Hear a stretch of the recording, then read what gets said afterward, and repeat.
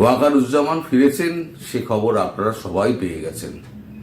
নির্ধারিত সময়ের অন্তত ৬-৭ ঘন্টা আগেই তিনি ফিরে এসেছেন এবং ঢাকা বিমানবন্দরে না নেবে তিনি গোপনীয়তার সঙ্গে তেজগাঁও বিমানবন্দরে নেমেছেন।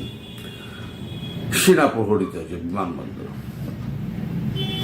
এর পেছনে কারণটা কি? এর পেছনে কারণটা হচ্ছে তাকে হটানোর জন্য একটা চক্রান্ত করা হয়েছিল। সেই খবরটা তিনি আগেভাগেই পেয়ে গেছিলেন এবং তারও তো এখানে কিছু লোক রয়েছে, সেই লোক মারফত তিনি পেয়ে গেছিলেন খবরটা এবং তড়িঘড়ি সফরসূচি কাটছাট করে তিনি ওখান থেকে রওনা দেন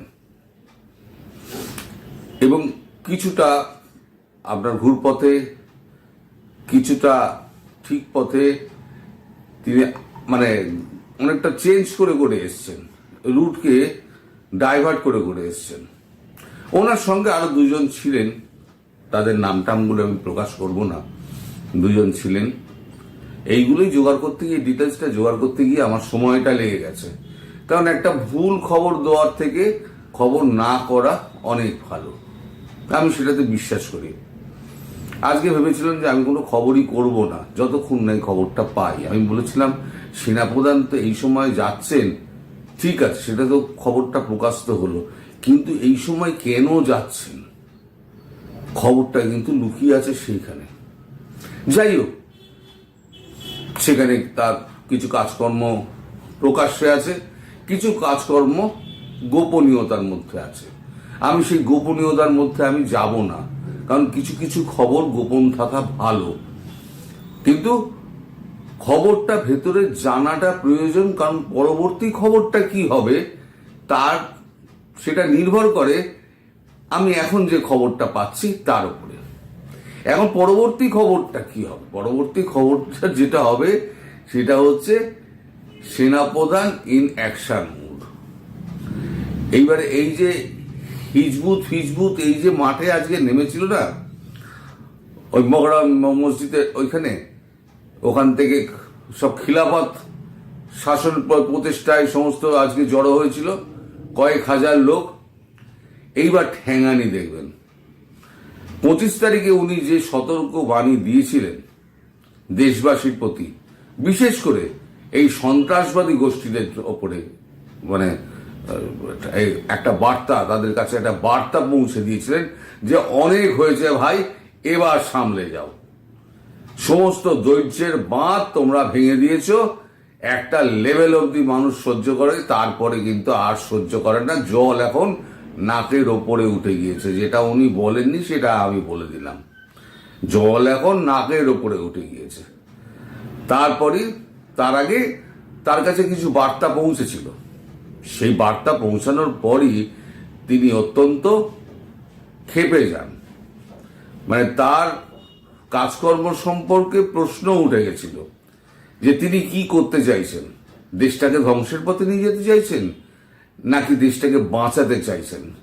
যদি ধ্বংসের পথে নিয়ে যান তাহলে পরে তার একরকম ব্যবস্থা, আর যদি দেশটাকে বাঁচাতে চান তাহলে তাকে উদ্যোগী হতে হবে এবং সঠিক পদক্ষেপ নিতে হবে। তারপরই 25 তারিখে ওই ভাষণটা উনি দিলেন একবারে জাতির উদ্দেশ্যে, বিশেষ করে যে সমস্ত বদমাইশগুলো এই সমস্ত বদমাইশি করে বেড়াচ্ছে তাদের উদ্দেশ্যে। কারণ ঢাকা শহর, পুরো বাংলাদেশটা এখন মানে ত্রস্ত হয়ে রয়েছে এদের অত্যাচারে। এই যে মব জাস্টিস, যেখানে পাচ্ছে লুট হচ্ছে, যেখানে পাচ্ছে মাথা কেটে ফেলে দিচ্ছে, মানে কোনো সাধারণ মানুষ কল্পনা করতে পারে না। শরীর থেকে মাথাটাকে আলাদা করে দিয়ে দেহটাকে ফেলে রেখে দিয়ে যাচ্ছে। আজকেও একটা পাওয়া গেছে, আমার কাছে সে ভিডিও রয়েছে, আমি সেটা ভিডিও আপলোড করতে পারবো না, সুতরাং আমি ও ভিডিও বলে লাভ নেই। তা আপনাদের বলা না বলার সমান, কারণ আপনারা আমার থেকে অনেক বেশি আপনারা জানেন এবং আপনারা দেখছেন, আপনারা ফিল করছেন। আমি তো বাইরে বসে খবর করছি, আমি আপনাদের মতো কিন্তু ফিল করতে পারবো না যে ত্রাস, যে মানে ভয় যে ঘিরে রয়েছে, সর্বদা একটা আশঙ্কার মধ্যে রয়েছেন। এইবার আর সেই আশঙ্কাটা আপনাদের থাকবে না। এবার আমি আপনাদের কথা দিচ্ছি যে উনি যেখান থেকে যা যা মেসেজ পাওয়ার এবং যা যা সাহায্যপাতি পাওয়ার এবং কি কি হতে পারে, কবে কি হবে, তার পরিষ্কার একটা ব্লুপ্রিন্ট ওনার চোখের সামনে দিয়ে দেওয়া হয়েছে। একদম কোথা দিয়ে কি হবে না হবে, কে কোথা দিয়ে ঢুকবে, কে কোথা দিয়ে সাহায্য পাঠাবে, কি হবে না হবে, সব ব্লুপ্রিন্ট ওনার সামনে রেডি করা আছে। আর ওনার বিরুদ্ধে যেগুলো আছে না এই সেনাবাহিনীর মধ্যে, সেগুলো কিন্তু সাবধান হয়ে যান। কারণ আপনারা যদি এখন সাবধান না হন তাহলে কিন্তু আপনাদের মানে সামনে কিন্তু কোর্ট মার্শাল নিশ্চিতভাবে অপেক্ষা করছে, এবং সেটা হবে অত্যন্ত কঠিনতম।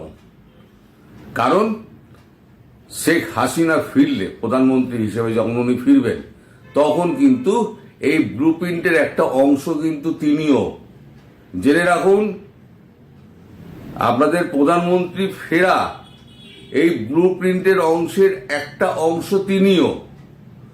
ফলে যারা এখানে সেনাবাহিনীর মধ্যে যারা বিশৃঙ্খলা সৃষ্টি করার চেষ্টা করছেন, যারা একটা কু করার চেষ্টা করছেন ওয়াকারুজ্জামানকে সরিয়ে, তারা এই চেষ্টাটা আর করবেন না।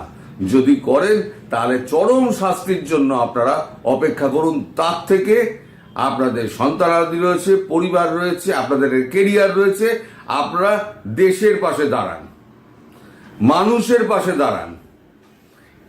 এই হিজবুত ফিজবুত কিন্তু এই পৃথিবীতে থাকবে না, এরা কেউ থাকবে না।